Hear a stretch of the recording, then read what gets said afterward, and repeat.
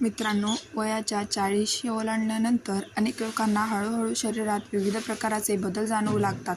सुरुवातीला हात पाय दुखणे, सांध्यांमध्ये कडकपणा जाणवणे, मुंग्या येणे, चालताना किंवा जिने चढताना थकवा येणे, पाठदुखी, कंबरदुखी, पायांना गोळे येणे, सकाळी उठल्यावर शरीर जड वाटणे, अशा अनेक तक्रारी सुरू होतात. काही वेळा अगदी थोडे अंतर चालल्यानंतरही दम लागतो, अशक्तपणा जाणवतो आणि दिवसभर शरीरात ऊर्जा नसल्यासारखे वाटते.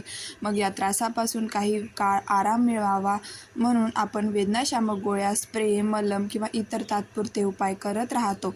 पण तुम्ही कधी शांतपणे विचार केला आहे का की या समस्येच्या मुळावर काम करणाऱ्या घरच्या घरी सहज करता येणारा नैसर्गिक आणि सोपा उपाय देखील असू शकतो?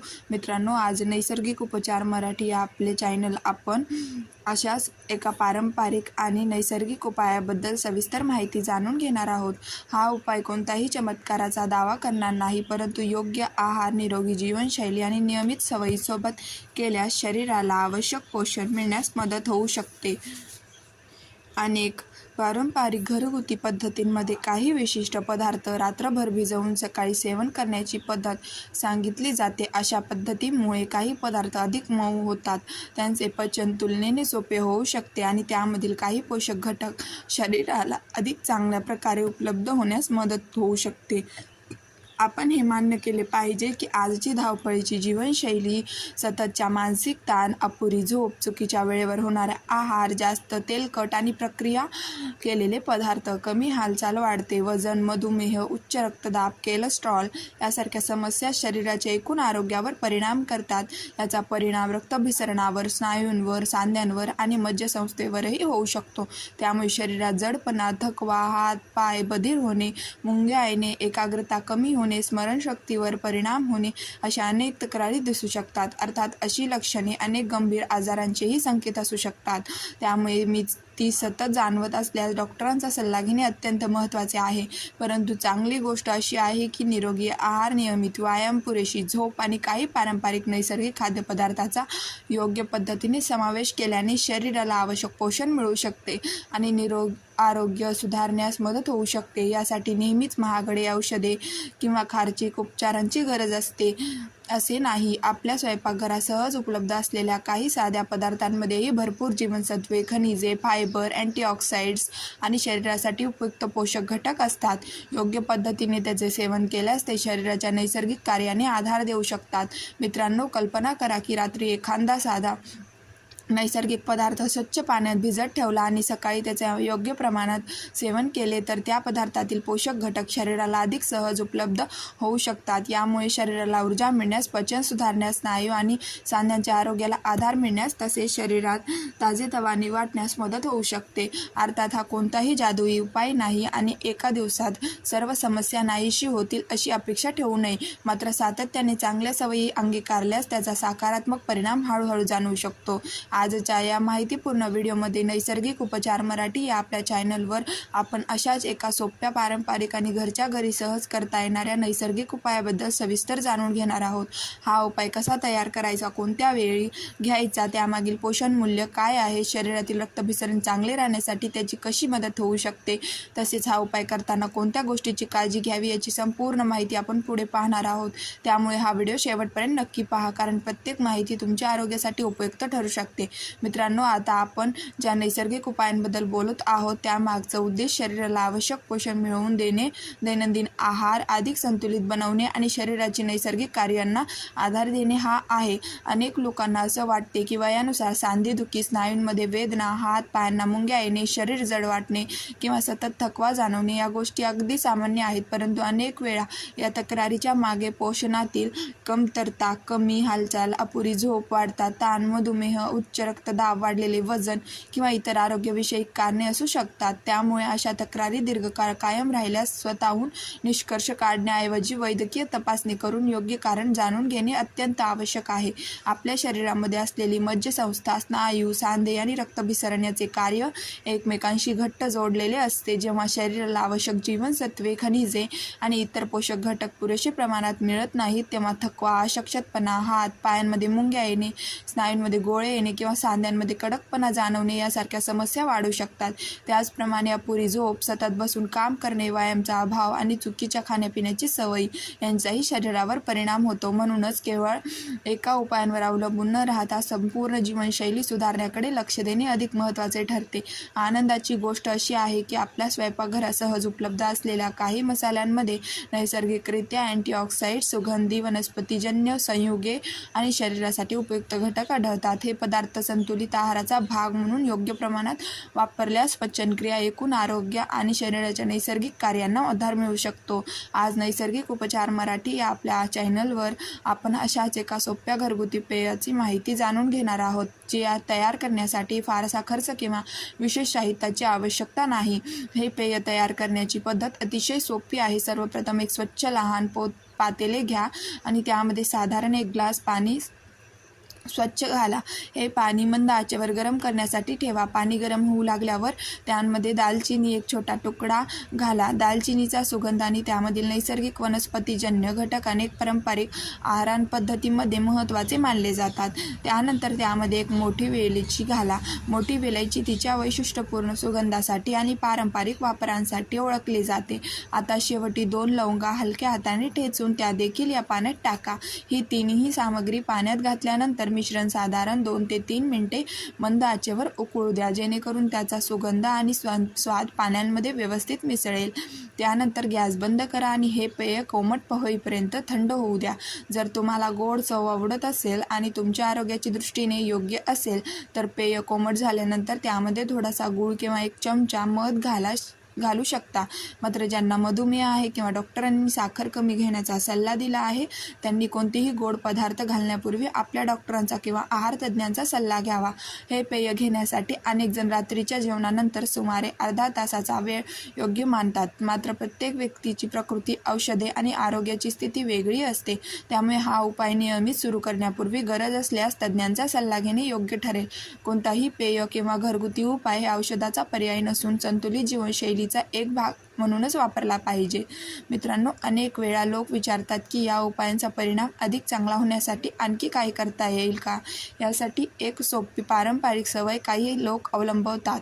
हे कोमट पेय घेतल्यानंतर साधारण 10 ते 15 मिनिटांनी 1 छोटा चमचा बडीशोप चांगली चावून खाल्ली जाते. बडीशोपचा वापर भारतीय आहारांमध्ये अनेक वर्षांपासून जेवणानंतर केला जातो. ती पचनक्रियेला आधार देण्यासाठी आणि तोंडाला ताजेपणा देण्यासाठी ओळखली जाते. मात्र ही एक पूरक आहार सवय आहे, कोणत्याही रोगावरील खात्रीशीर उपचार नाही, हे लक्षात ठेवणे महत्त्वाचे आहे. जर तुम्ही संतुलित आहार, पुरेसे पाणी पिणे, नियमित चालणे किंवा व्यायाम, पुरेशी झोप आणि ताण कमी करण्याची सवय यासोबत अशा प्रकारचे आरोग्यदायी पेय योग्य प्रमाणात घेत असाल तर कालांतराने शरीर अधिक ताजेतवाने वाटण्यास मदत होऊ शकते. परंतु सांधेदुखी, हातपाय सुन्न होणे, तीव्र वेदना, सततचा थकवा किंवा मुंग्या येण्याचा त्रास वाढत असेल तर त्यामागील कारण शोधण्यासाठी डॉक्टरांचा सल्ला घेणे अत्यंत आवश्यक आहे. आता या पेयांमध्ये वापरल्या जाणाऱ्या घटकांबद्दल थोडक्यात जाणून घेऊया. दालचिनीमध्ये नैसर्गिक अँटीऑक्सिडंट्स आढळतात आणि संतुलित आहाराचा भाग म्हणून तिचा वापर केला जातो. काही संशोधनामध्ये रक्तातील साखरेच्या नियंत्रणासाठी तिचा संभाव्य भूमिकेचा अभ्यास करण्यात आला आहे, परंतु ती मधुमेहावरील औषधांचा पर्याय नाही. मोठ्या वेलचीमध्ये विविध वनस्पतीजन्य घटक असतात आणि ती पारंपरिक स्वयंपाकामध्ये सुगंध व चव वाढवण्यासाठी वापरली जाते. लवंगामध्ये युजनॉल नावाचा नैसर्गिक संयुग आढळते. याचा विविध वैज्ञानिक अभ्यासांमध्ये उल्लेख करण्यात आला आहे. मात्र याचा अर्थ असा नाही की लवंग कोणताही आजारावर निश्चित उपचार करते. मित्रांनो, कोणताही एक पेय किंवा एकच पदार्थ शरीर पूर्णपणे निरोगी ठेवू शकत नाही. त्यासाठी रोजचा आहार संतुलित असणे, पुरेसे प्रथिने, हिरव्या पालेभाज्या, हंगामी फळे, सुकामेवा, बिया, कडधान्य आणि नियमित शारीरिक हालचाल याचा समावेश असणे अधिक महत्त्वाचे आहे. म्हणूनच आता पुढील भागांमध्ये आपण अशा काही महत्त्वाच्या बोनस खाद्यपदार्थांविषयी जाणून घेणार आहोत, जे संतुलित आहारांचा भाग म्हणून मज्जासंस्था, स्नायू आणि शरीराच्या एकूण आरोग्याला आधार देण्यास मदत करू शकतात.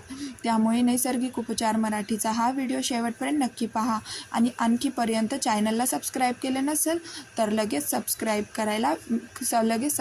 करून बेल आयकॉनवरती प्रेस करा, जेणेकरून तुम्हाला वेळेवर व्हिडिओ मिळतील. म्हणून नक्की सबस्क्राईब करा. मित्रांनो, आता आपण अशा काही पोषक खाद्यपदार्थांबद्दल जाणून घेणार आहोत ज्यांचा संतुलित आहारांमध्ये योग्य प्रमाणात समावेश केल्यास शरीराला आवश्यक पोषक घटक मिळण्यास मदत होऊ शकते. हे पदार्थ कोणत्याही आजारावर थेट उपचार करणार नाहीत, मात्र निरोगी जीवनशैलीची भाग म्हणून त्याचा योग्य वापर केल्यास शरीराच्या एकूण आरोग्याला आधार मिळू शकतो.